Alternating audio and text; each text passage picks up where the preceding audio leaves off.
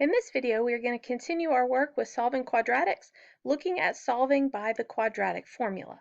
Now, we've already looked at several different ways to solve quadratics. We looked at solving by factoring using the zero product property when a square root factors. We looked at using the square root method when the quadratic is given in the correct form to make that possible. And we also looked at the completing the square method, which always works. The other two only work when the quadratic is given in a form that makes them possible. But you may have noticed that even though completing the square always works, it is a time-consuming, tedious process. So what someone did is they took a quadratic written in standard form, which you remember ax squared plus bx plus c, and they set that equal to 0, and then they did the completing the square process on this one using only letters and no numbers, and what they came up with was the quadratic formula. So here's the quadratic formula. You guys looked at this in Algebra 1. Any of you who are going forward into a college algebra or a pre-cal class, your teacher is going to expect you to know this when you get there. It will be prior knowledge that you'll already have been expected to memorize. So please make sure you get that firmly in your memory banks because this is going to be something that your future teachers expect that you know how to use on a regular basis. So in order to use the quadratic formula, we are going to put our quadratic into standard form. So standard form, fill in on the line there, ax squared plus bx plus c. Okay, and then we're going to look at what are the values of a, b, and c. Because you can see in our formula here, we're going to be using those values to substitute in. So a is the number in front of the x squared. A is -2. All right, please notice that it's just the coefficient on the x squared. It's not the x squared itself. So a is just -2. The same thing for b. b is the coefficient on the x to the first term. It is not the x itself. It's just the coefficient. It's just the 3. And then c, just like when we did completing the square, c is that constant term with no variable on it, which in this case is -10. Okay, if we look over at B, you notice that this one is not written in a form that is ready to have the quadratic equation performed on it. So what I need to do is make it equal to 0. I like my square term to be positive when I can. So I'm going to put the 0 on the left-hand side this time. And I'm going to be very careful to put this in descending order so that I can more easily identify A, B, and C. Okay, so a is the coefficient on the x squared term. So in this case, a would be 9. And b is the coefficient on the x to the first term. So in this case, b would be -1. And c is the constant term. C is the one with no x. So in this case, c is 4. Very good. And notice that on none of those did I put a variable, right? It's only the coefficient. It's only the number part, not the variable. Okay, so let's practice using the quadratic formula. So just like we just did, first thing I'm going to do is identify A, B, and C. Okay, so A is going to be 9, B is going to be 6, and C is going to be 1. This one is the coefficient on x squared, the coefficient on x, and the constant term with no x.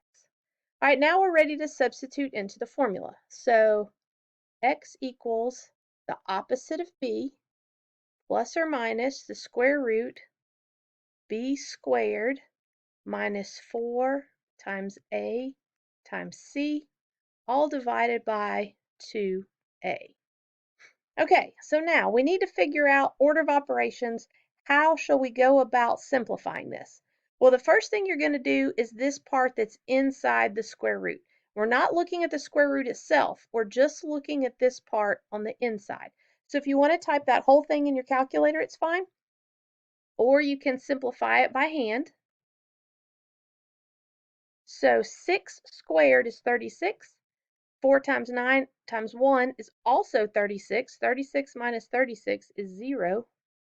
And in the denominator there, 2 times 9 is 18. Oh, that's a terrible looking 8. 2 times 9 is 18.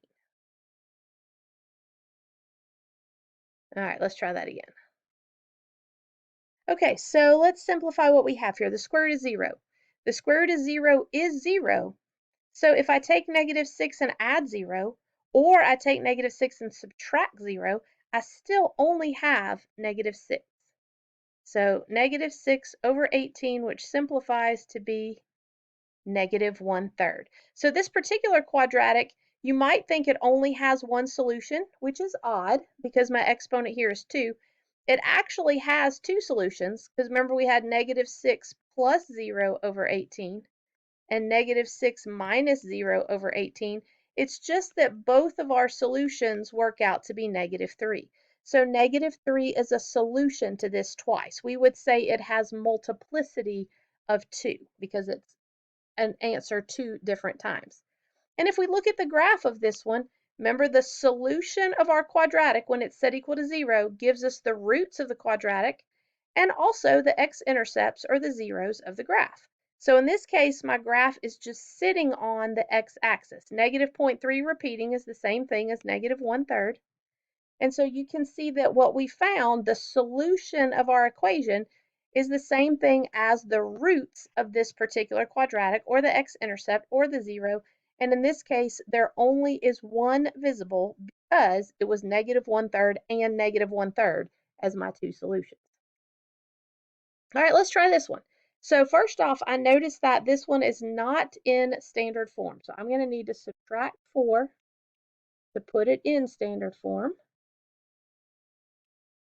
And those are not like terms. I've had people in the past struggle with that a little bit. Make sure you don't accidentally combine things that are not like terms. All right, let's identify A, B, and C. All right, so A is going to be 9, B is going to be 6, and C this time is -4. Okay, so now let's substitute in. So x equals the opposite of B plus or minus the square root b squared minus 4 times a times c, all divided by 2 times a. Okay, now think back to what we did last time. The first thing that we need to do to simplify this is the part that's underneath the square root. We don't do the square root itself. We don't put that in our calculator, just the 6 squared minus 4 times 9 times -4. Okay, so let's put that in our calculator. Okay, so when I type that in my calculator, I'm going to get 180. And 2 times 9, the denominator there, is 18. Okay, now I'm going to need to simplify this as far as I can. So that means I'm going to need a factor tree on that 180. So let me come over here. 180 could potentially start off as 18 and 10. Remember, if you chose other numbers, it's fine, as long as they multiply together properly. Okay, let me scratch out all my composites. All right, so no matter what numbers you started with or what order you did them in, you should end up with 2 3s, which I will circle, 2 2s, which I will circle, and also a 5. Okay, so based on what you see here, what should come outside of the square root? Well, I'm going to want to bring out a 6. 2 times 3, the numbers in the circles, 2 times 3 is 6, and left over on the inside is 5. Okay, so now I look at all the numbers outside the square root, ignoring the 5 completely, looking at the 6 and the 6 and the 18. Is there anything that will divide into all three of those? Well, yes, 6 divides all of those, so -1 plus or minus 1 square root of 5, and 6 goes into 18 3 times. The reason we don't need to worry about the 5 is because it's inside the square root. The only ones we can simplify are these that are outside the square root, and they are all divisible by 3. So this turns out to be our final answer. Okay, so now again, notice that this is actually two solutions, -1 plus the square root of 5 over 3, and -1 minus the square root of 5 over 3. So when I graph this, I would expect it to cross the x-axis twice. I have two solutions, and they're both real numbers, right? Because the number inside my square root was positive. So therefore, I'm going to get two x-intercepts, or two zeros, or two solutions, or two roots. Now, what they did here is they typed that number in the calculator, and then they just rounded it. So the number that you have written on your paper and this number are equivalent. It's just that yours is exact and these are rounded. All right, let's do another one. So this one is in the proper form. I can go ahead and identify A, B, and C. Well, A and B haven't changed from last time, but C did. Now C is going to be positive 5. Okay, let's substitute those in. Opposite of B plus or minus the square root of B squared minus 4 times A times C, all divided by 2 times A. Okay, so now, which part of this will we do first? We need to consider the part that's underneath the square root. Again, not the square root itself, just the 6 squared minus 4 times 9 times 5 part. Okay, when I type that in my calculator, I get the square root of negative 144. And in the denominator there, 2 times 9 is 18. Okay, so positive 144 is a perfect square number. The square root of 144 is 12, but this one has a negative on it. So therefore, what I'm going to end up with is negative 6 plus or minus 12i over 18. Remember, when I have a perfect square number, that square root of 144 is going to be equal to just plain 12. Some of y'all are trying to say that the square root of 144 is equal to the square root of 12, and you're keeping the square root on there, but that's not true. The square root of 144 is 12 itself. It's not the square root of 12, so I should not have a square root on there anymore. Okay, now look at all the numbers that are outside the square root, 6, 12, and 18. Again, those all happen to be divisible by 6. So let's simplify. Negative 1 plus or minus 2i over 3. So I have two solutions, negative 1 plus 2i over 3 and negative 1 minus 2i over 3. But do you notice that those are both complex numbers? They have a real part and an imaginary part. Can I put imaginary numbers on my real axes? Well, no, I cannot. So when I graph it, I'm going to end up with no x-intercepts. So even though this particular graph does have roots, they just are imaginary.